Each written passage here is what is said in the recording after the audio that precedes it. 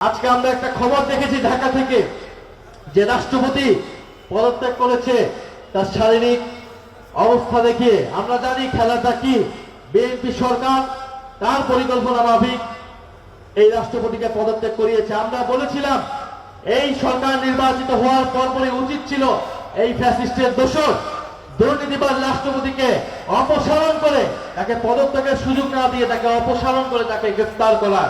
আমরা এখনো বলছি শারীরিক অসুস্থতার নামে বা কোনো ধরনের অজুহাতে এই ফ্যাসিস্টের দোষর রাষ্ট্রপতি চুপ্পুকে কোনো ধরনের সেফ এক্সিট বা বিদেশ যাতে পড়াতে না পারে সেই জন্য সজাগ দৃষ্টি রাখতে হবে এবং সরকারকে অনতিবিলম্বে এই ফ্যাসিস্টের দোষর রাষ্ট্রপতিকে গ্রেফতার করতে হবে।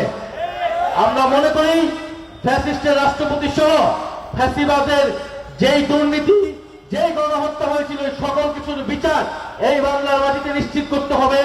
ওসমান হাদির হত্যার খুনিদেরকে এই বাংলার মাটিতে বিচার নিশ্চিত করে জুলাই গণহত্যায় যারা অংশ নিয়েছিল তাদের বিচার নিশ্চিতের মাধ্যমে জুলাইয়ের শহীদদের প্রতি আমাদের যে কমিটমেন্ট সেই কমিটমেন্ট আমাদেরকে পালন করতে হবে। বাংলাদেশের বহু জেলার চিত্র, বিগত 16 বছর উন্নয়নের গল্প শুনেছি, উন্নয়নের নামে লুটপাট হয়েছে।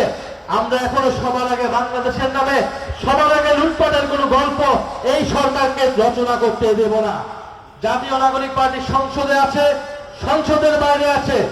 অবিলম্বে গণভোটের রায় অনুযায়ী সংস্কার বাস্তবায়ন করতে হবে, আইন শৃঙ্খলার পরিবেশ ঠিক করতে হবে। সরকার কমিটমেন্ট দিয়েছিল 18 মাসে 1 কোটি কর্মসংস্থান দিতে হবে, সেই কর্মসংস্থান আমরা অক্ষরে অক্ষরে সরকারের কাছ থেকে আদায় করে নিব।